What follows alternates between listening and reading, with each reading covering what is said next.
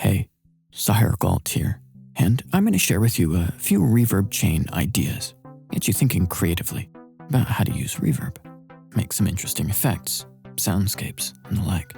Now, when designing reverb sounds, it can be a good idea to use percussive sources. They give an initial spike of energy to trigger the reverb, then get out of the way so you can hear the tail. So for this video, we're going to be using a drum machine called Tracks, which was kindly sent to me by the people at Producer Spot. And here I've programmed a simple chromatic walkthrough of the individual sounds of one of the kits that I like. And it'll give us a diverse set of hits to work with. Here it is, dry.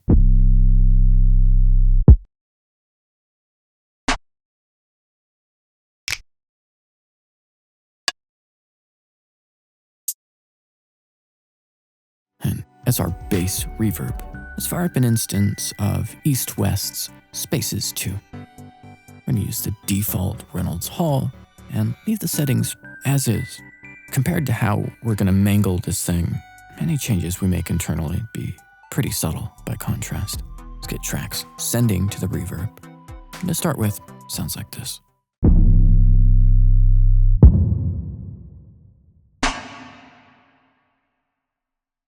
Beautiful, right out of the gates.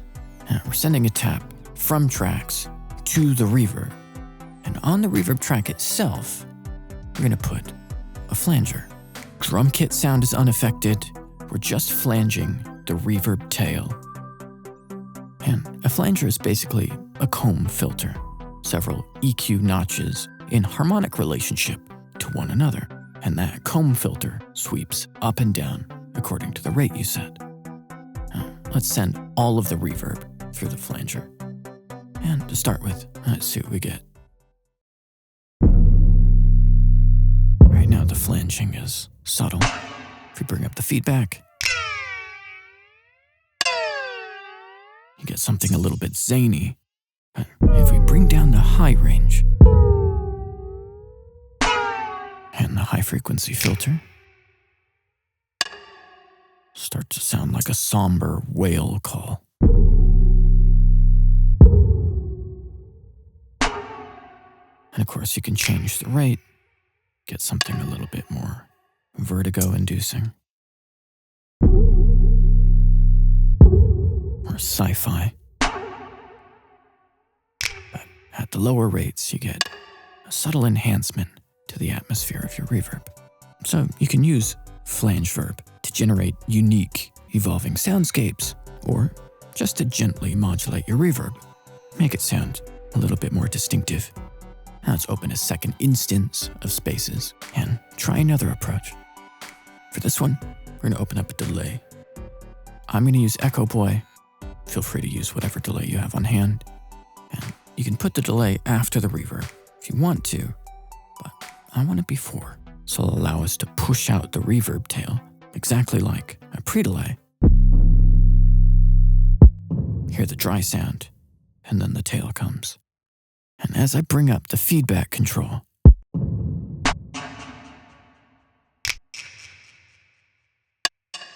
get this haunting effect, like receding down a long corridor. Make it even more grungy, cutting out the highs. Now we're going to switch to dual echo mode, which will give us a delay on the left and on the right. Let's make the left side an eighth triplet. We've got the straight eighth on the other. It gives us a kind of unsettling polyrhythm. Send it to the space echo style delay and bring up the feedback to get it to self-oscillate.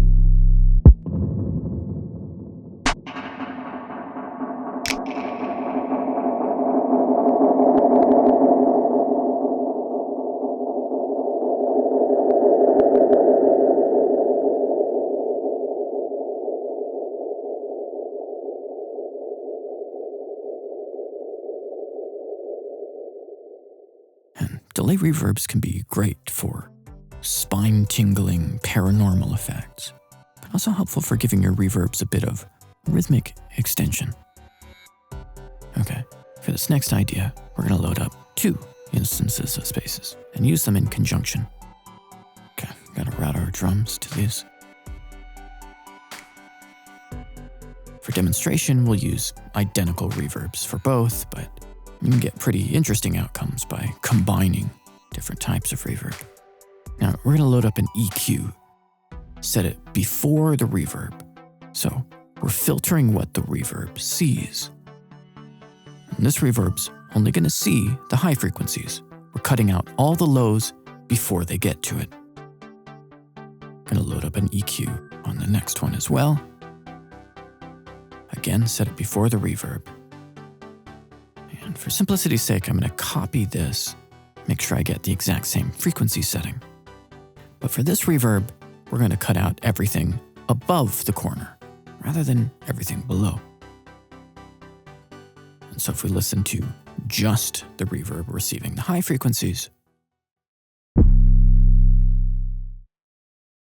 it's got this beautiful sense of air, and the low frequency reverb, it's this gloomy dungeon. Play both of them together, you just get the original reverb sound with a more convoluted routing. So the real magic starts when you process the high reverb and low reverb independently of one another. One thing you might try is widening the high frequency reverb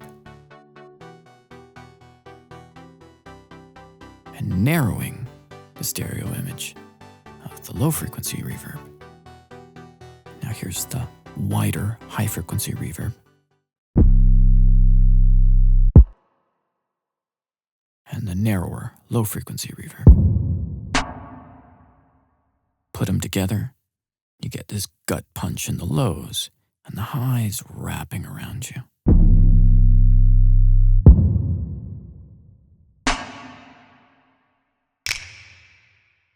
If you've become accustomed to how immersive this now sounds, here it is again, dry.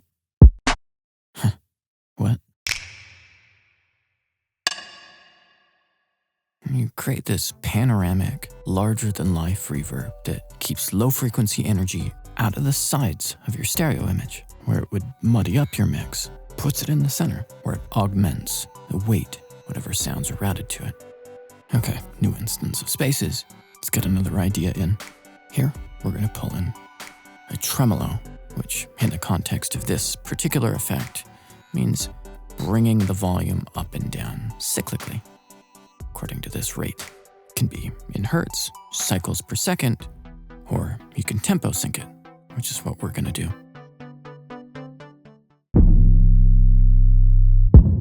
At this rate, it's a slow, rolling oscillation. What if we bring it up? We get a rhythmic pulse.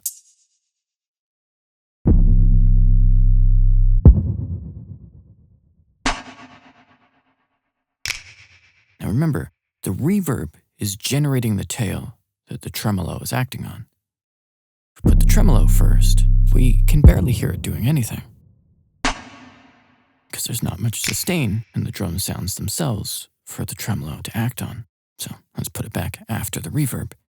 And something that can be really effective for creating interesting rhythmic beds out of virtually any sound is to set this chain pre-fader and turn the direct signal all the way down. And now we're just hearing a tremulant pulse of the reverb. Can enhance the effect a bit by crushing what the reverb sees.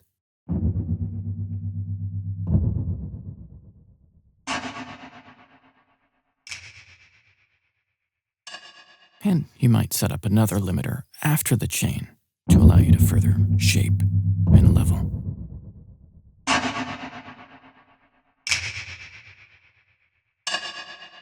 And from there, it's all about the tremolo controls. Increase the depth, make it stereo linked, or more ping-pongy. Of course, the rate.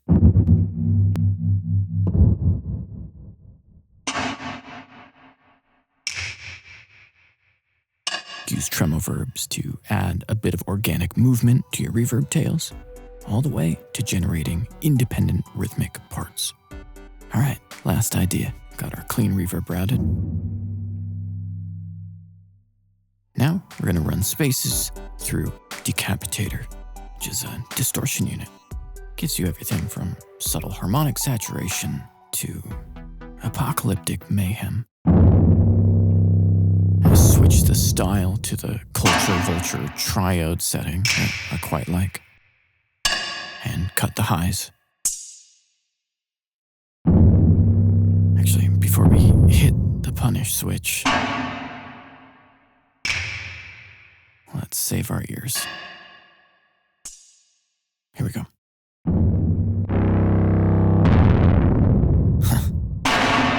Okay, I love what it's doing to the kick sounds, but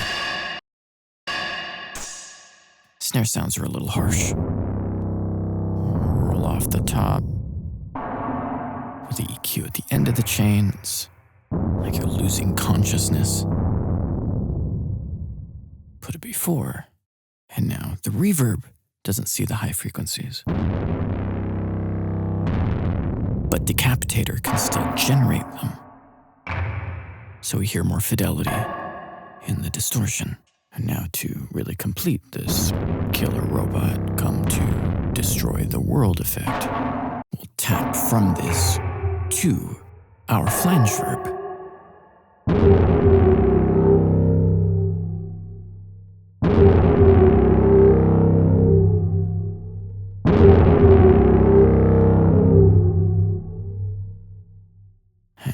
Use apocalypse reverbs anytime you need to capture the impending doom of an extinction level event. Okay, hope that gave you some inspiration for how to use reverb in creative ways. If you enjoyed this, subscribe, hit the notification bell so you don't miss my future videos. That's all for now. I'm Saher Galt. I'll see you next time.